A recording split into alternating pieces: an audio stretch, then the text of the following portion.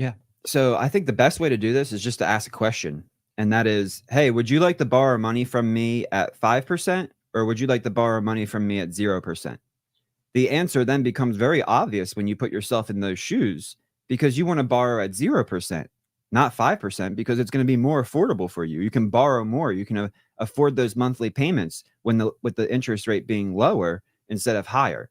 So the government finds itself in a very unique situation because it has to raise interest rates in attempt to slow down the economy, to slow down the rise in prices. And they can't because the higher they raise the interest rate to try to slow down the economy, to tamper inflation, what happens is the $34 trillion of debt that we have, 11 trillion is being rolled over in the next 2 years. That's being rolled over at a higher interest rate. So the $214 trillion of unfunded liabilities like Social Security and Medicare, Medicaid, that's got to be paid for. And what happens is we end up running like a $3+ trillion deficit, meaning that in the budget, the politicians vote to spend $3 trillion more than they collect in taxes. Well, where do they get that extra $3 trillion? Well, they borrow it from the market. But when they borrow it, they don't invest it to get a return on it. They spend it into the economy, thinking that the economy is going to produce that return on the investment through increased tax revenues. That's the whole system. That's the whole model. So they're borrowing money, they're reinvesting it in their own company because their own company is going to do good. And when my company does good, I'll be able to pay back that debt. So I don't have to Mhm. worry about it. Right. Trying to compare it to a personal business level to the government level. And they're stuck in that situation where, oh no, my business is not doing as good as I thought it was going to do. The revenues and the cash flows are going up slower than my bills are going up. Yeah. And now the bank has called me and told me, well, I can't borrow money at 0.25% anymore. I can't borrow money at 1% anymore. Now I have to borrow money at 5.25 to 5.5%.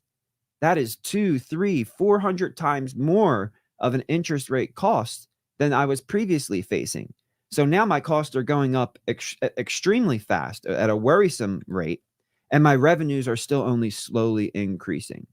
And that's the problem that we have today. The government cannot get the revenues to grow faster from their business, which is the economy.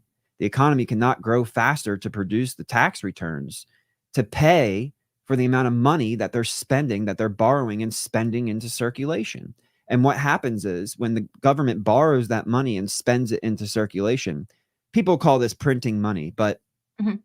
sometimes the Fed prints money. Like during COVID, there was nobody wanted to lend their money to the government. There wasn't enough money to lend. The government needed way more money than the market was willing to lend. So at that time, the U.S. Treasury issues their Treasury bills or notes or bonds and sells them directly to the Federal Reserve, who then prints dollars and gives them to the government and holds the reserves on their balance sheet, and the government spends those into circulation. So that is actually the definition of inflation.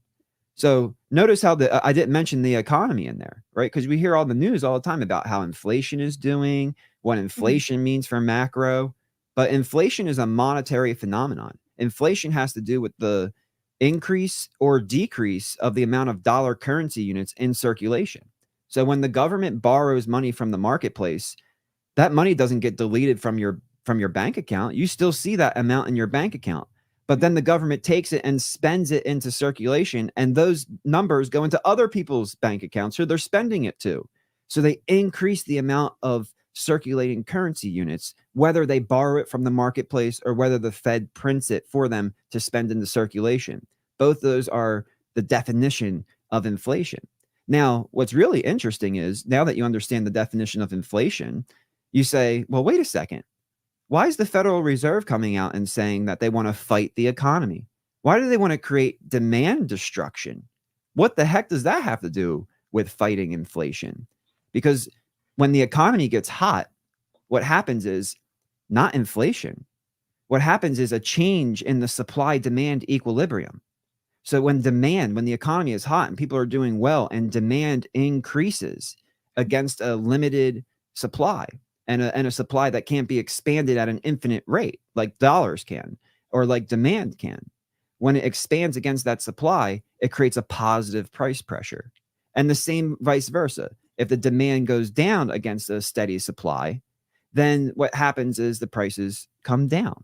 And that's the natural free market supply demand price equilibrium, creating price pressures within the marketplace.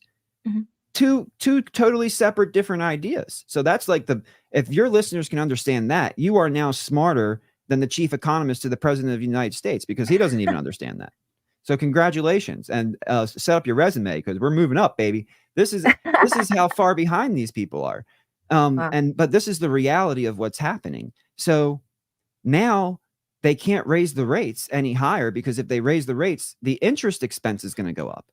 But they've already done it, Jenna, to the extent that the interest rate is now the third largest budget item for the US government. Only Social Security and healthcare cost more money per year. The interest rate is now number 3. Even defense, even budgeted defense, we spend the most money. We spend 10 times more money on defense than any other country in the world. You can combine all the other countries in the world, and they still don't spend as much as we spend, but we still spend more on interest than we do on defense, because of what they did with those interest rates. So they can't keep raising them, because then the interest rate expense will require so much inflation that prices will go out of control.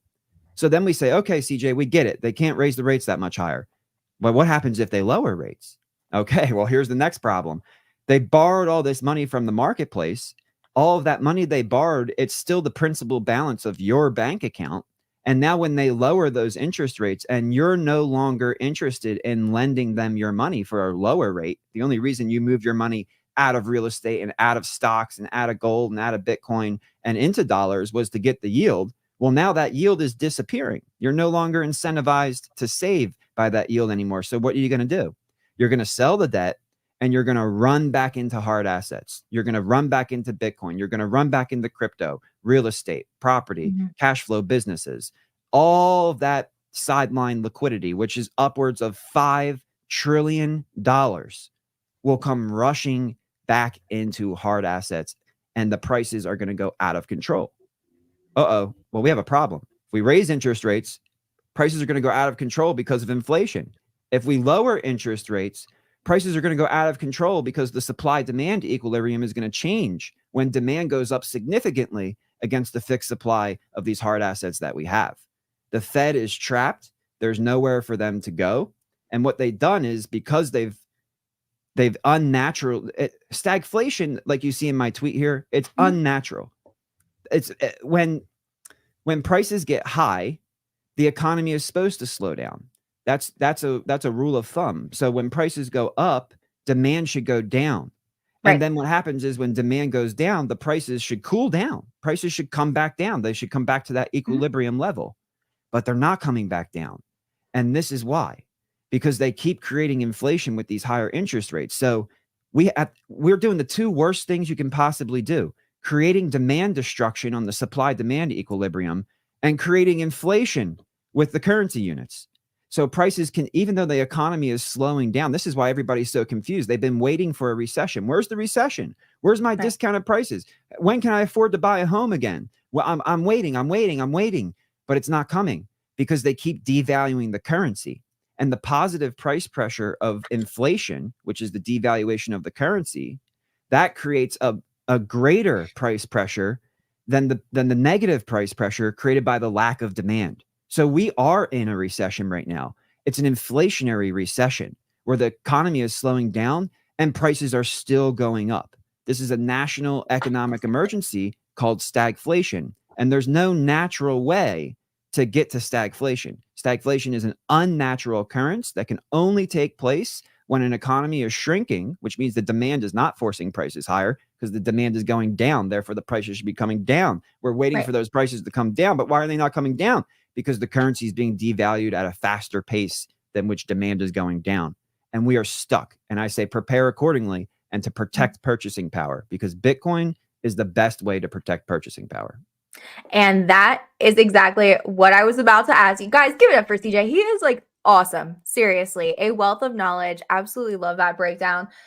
CJ, you just answered it, because I was going to say, if you were just a normal, everyday person, middle class, just working paycheck to paycheck, trying to get by, what would you be doing to help yourself right now? I love that question. And what you need to do is you need to understand that you need to stop working for dollars. Mhm. You need to stop. Everybody needs to stop working for dollars right now, because what you do is you go to work, you earn your dollars, and when you get your paycheck, you pay your bills, right? You pay all of your bills. What you have left over is called your savings. Mhm. You should allocate 100% of your savings into Bitcoin, because that's the only way to save. You cannot save dollars. There is Mhm. no way to save dollars. You Mhm. might be able to temporarily trade your dollars in shitcoins and get ahead, but go ahead and look at all those shitcoin charts when they're measured against Bitcoin. Whenever your shitcoin is going up against Bitcoin, sell it and take your profits. Because in the long run, it always goes down against Bitcoin. That's why Bitcoin's the reserve asset of the internet economy. And one of the best sell signals, by the way, when I trade coins, when it goes up against Bitcoin, I'm selling. That's how you know. That's how you know it's overperforming. That's how you know to take profits, because something can only go up against Bitcoin for so long.